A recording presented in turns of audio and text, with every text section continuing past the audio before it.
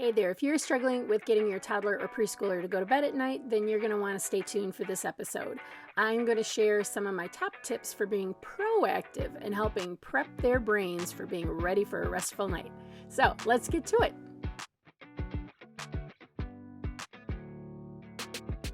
Oh man, I don't know about you, but bedtime battles are the worst. They were such a trigger for me. It was the point in day that I had the least amount of patience for any kind of nonsense from my kids when they were little.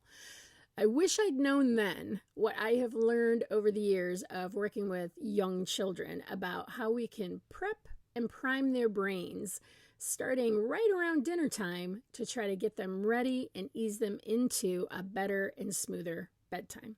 Now, no guarantees that this is going to work every single time, but implementing some of the strategies that I'm going to share today can make for a smoother bedtime and start to help them develop much healthier sleep habits. So before we get started, let's just do a quick overview of what would be appropriate sleep amounts for young children. So for toddlers, the National Sleep Association recommends 11 to 14 hours, and for preschoolers, 10 to 13 hours. So lack of appropriate sleep can affect our attention, it can affect our mood, it can affect our behavior, it can affect our cognition and thinking, and it can even long-term affect our mental health. I want to share a quick story of a little guy that I worked with many years ago. I'm going to change his name and call him Joey.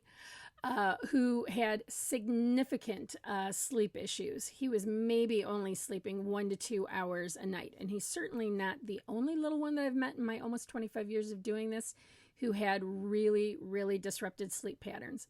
But what that showed up for him during the day was, first of all, he had a significant language delay. Secondly, he was emotionally all over the place. Lots of crying, lots of tantrums, limited understanding of what was being said to him. He was very, very busy, bouncing off of the walls. I know a lot of times we think, well, they should be tired, so why are they so active? My experience has been that little ones who don't get enough sleep are almost the opposite. They're almost manicky. So once we worked on establishing good sleep habits and sleep pattern and sleep routine, and he started to actually get more sleep, surprise, surprise, guess what happened? His language took off, the behavior improved, there were fewer meltdowns. All of what we were seeing from him during the day were direct results of his inadequate sleep patterns. So my first tip is to provide lots of sensory input before you start your bedtime routine. So, for example, you want to give lots of bear hugs. Every time your child lands on your laps, you want to give them a really deep squeeze or series of deep squeezes. This sends calm down chemicals to the brain. Going on a long walk, jumping on a trampoline, playing with Play-Doh, doing some sensory play. I know that when our kids were little, this is what we did. After dinner time, we did some kind of physical play, outside, riding bikes, whatever the case may be. From there, we then moved into some sensory play with our hands, like Play-Doh or a rice box, knowing that what we were doing during those activities, we were sending those calm down chemicals to the brain, preparing to have that brain really relaxed and ready for bedtime. So utilize sensory play, heavy work, as well as hands-on play for your little ones as a part of your bedtime wind down. If it's your toddler's bath time, then make sure that you get your most bang for your buck during that bath time. Incorporate calming scents like lavender or eucalyptus or mint as a part of that bath time routine. Maybe you've got a candle lit while you're giving your little one their bath. The other thing would be to incorporate things such as sponges that they can squeeze and release. When we're squeezing and tightening, we're again sending all sorts of great sensory input to our brain, calming and relaxing. Kids work their stress out through their hands. That's why sensory play is such a powerful thing. So incorporate sensory inputs into your bath time. When you're wiping your child and cleaning them, use really firm pressure when you're using the washcloths. Give sensory input through the washcloth that you're using. Make sure it's a really nubby washcloth that has lots of sensory input. When you're wiping them off, again, deep pressure while you're wiping them off. wrapping him in the towel and giving him more bear hugs. Again, front loading the brain with calm down chemicals. All right, next up, if you happen to do story time before your bedtime with your little one, then you want to do the same thing, provide sensory input during that activity. So maybe your child is sitting on your lap and you kind of have them sitting more like a ball while you're holding them and looking at the book. The idea is to get as much surface area as possible with your little one and holding them nice and snug. Again, sending those calm down chemicals to the brain. Another thing that you can do with your little one is if maybe they're hanging onto the book or you've got the book, take one hand and maybe do some squeezes on their arms, moving away from the heart, giving some deep pressure. Or if you're doing songs with them, doing these deep squeezes down their arms and down their legs if they will allow you. If they wiggle a little bit, you might need to use deep pressure. We all have different sensory preferences. But if they're clearly telling you, no, I don't like that, then of course we're not going to do that as a part of the routine. One thing to know about the sensory system is that when we do deep touches, we're calming. When we're doing light touches, we are stimulating. So you want to avoid light touches as you're trying to wind the brain down. Other things you could try during story time would be to use a weighted blanket while you're reading, or maybe a weighted animal. And you can find them online at Amazon, but you can also make your own. Find a big stuffed animal of your child's. If you know somebody who's good at doing a whip stitch, go ahead and put some of the aquarium stones into like a little mesh bag. Stick that inside the stuffed animal and have somebody zip it up. That way, when you wash it, because you can wash it if it's got the aquarium stones in it, then you don't have to worry about, like if it's rice or beans or something like that, getting all ruined and you can't wash it. So you can make your own weighted animal if you would like. So anyhow, you can have that sitting on your child's lap, giving more of that sensory input while you're doing your story time.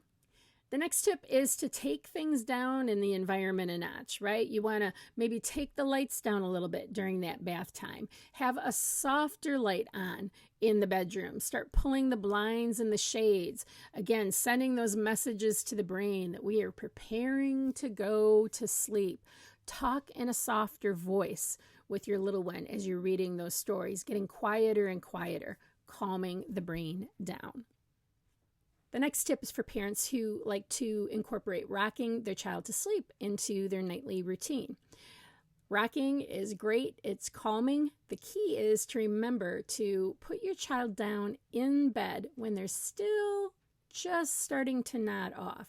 I can't count on my two hands how many times I put my sleeping child in bed only to have them wake up.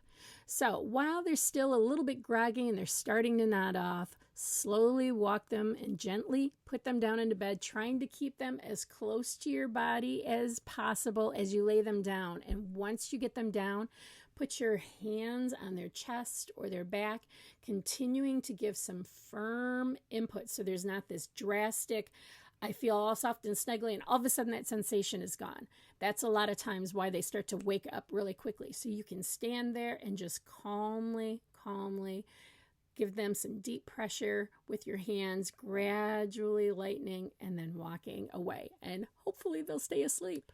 So the next one is in case your child wakes up after you've put them down. Now, I'm just sharing what worked for us when our kids were little. Everybody has their own preferences. So as with all of the strategies that I share in my videos, you got to do what feels best for you and for your child. Okay, so when our little ones would wake up, we would go in, we would attend to them because we don't want them to be scared, right? But we would not pick them up out of the crib. So if our child happened to be standing up, we would go in and we could hug them while they were standing there, but we were not talking to them at all. We just wanted them to know that they were safe. If they were still lying down crying, we would go in and again, we would touch, we would give some deep pressure, but we would not talk to them. We just let them know physically, I am here and you were safe, and stayed with them until they calmed down and fell back to sleep. I know, that one sucks, but we don't want to set a pattern up that when you cry, I will pick you up every single time, because as they grow older, and now I'm talking around 18 months to 24 months and up, right? Our babies, yes, absolutely. We can pick our babies up if that's what you feel that you need to do. But for our kids, as they're getting older, they're starting to develop these circles in their brain, these connections that when I do A, I get B. And of course, as they start to get older and closer to 2, they start to realize, hey, I think I want to hang out with my mom and dad some more. So let me cry and see if they'll take me out of my crib, because then I get more time with them. So going ahead and being there for them physically, providing them with the touch that's needed or the proximity that's needed, can be a fantastic thing, so that they can eventually learn, okay, well, my mom and dad are here. I still want to be picked up, but I guess, they're not going to pick me up. So I'm just going to go ahead and lay down. At least they're touching me. I can go back to sleep and feel safe. The next tip would be to introduce a transitional object. So a transitional object is something like a stuffed animal or a special pillow or a blanket. And what that transitional object represents is you in your absence.